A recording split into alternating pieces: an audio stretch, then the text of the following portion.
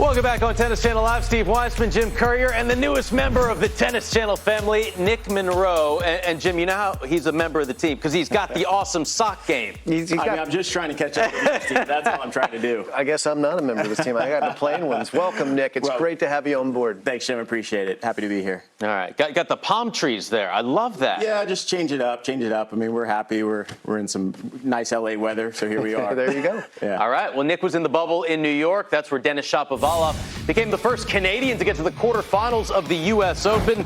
Said he was a bit jet-lagged coming into Rome.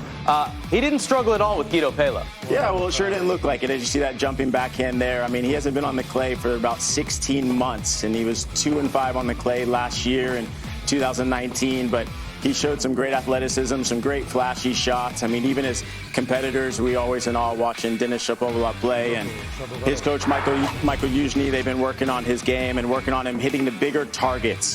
He always likes to go for the lines, but they've been working on going for bigger targets and also coming into the net a little bit more. As you can see here, the nice drop volley, and he was 12 of 15 coming into the net with those points there, and he showed some really good feel out there, and it's nice to see him working hard on the clay and getting the win there. 23 winners for Shapovalov. Plays Pedro Martinez next. See if he gets past that curveball, Jim.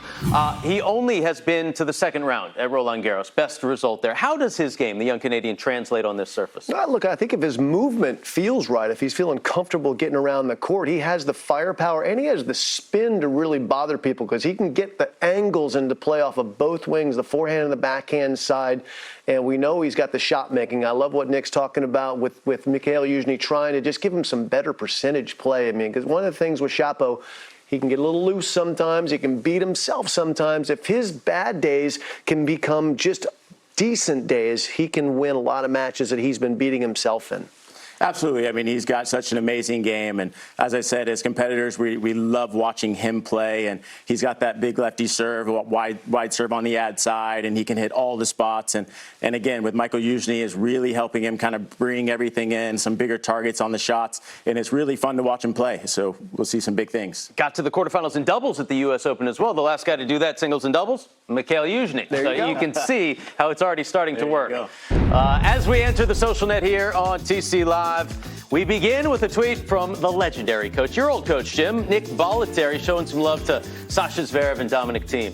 Yeah, Nick knows a thing or two about players being friends before the matches and then having to go out there and battle. That's basically what his academy has been for about 40 years every day. But he's right. It was great to see the reaction after the match from these two players, similar to the one, basically the same as when they played in Australia this year. And also some nice words for the runner-up on the women's side, Victoria Azarenka. How about this? I'm sure your son will be very proud of you in time. I'm sure he's proud right now. I would think so. I mean, there's a lot to be proud of for Vika, of course, and it's just great to see her back playing at that level and free to travel again. She's had a tough road, but the road's looking much clearer for her right now. Speaking of clear roads, Genie Bouchard, up a negative test for COVID, so now she can fly to Paris. What's everyone up to, Nick?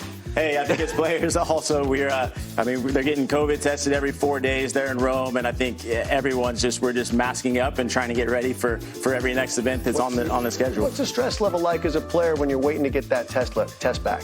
Oh, I mean, it's through the roof. I mean, you walk in there and you know you've been masked up kind of the whole day and every day leading up to it, but you're still kind of worried and never know with this COVID thing going on kind of what can happen. So you're always on your toes until you get that negative result. That negative result, exactly. Bouchard getting a wild card into the main draw, and Rafa Nadal getting ready for his first match in Rome. Doing some practice at the Waldorf Astoria in Rome. Yeah, up at the hotel, the Hillside Hotel, the players stay at oftentimes, and it's nice to have that court nearby there so you don't have to take it down the hill. I hope the Rome traffic is as friendly as the LA traffic is these days. That would be nice. Not quite as bad as it's been, Nick. Well, Rafa is masked up, and he said he wants to know what the time of his first match is tomorrow. Hey, I mean, as I said, we're all kind of masked up. We're waiting to see any kind of schedule, and we're just happy to be out there on the court. So I'm excited that he's ready to go, and that'll be fun to watch him in Rome and getting going on the clay. Looking for his 10th title there. Well, we know when his first match is going to be in Rome tomorrow.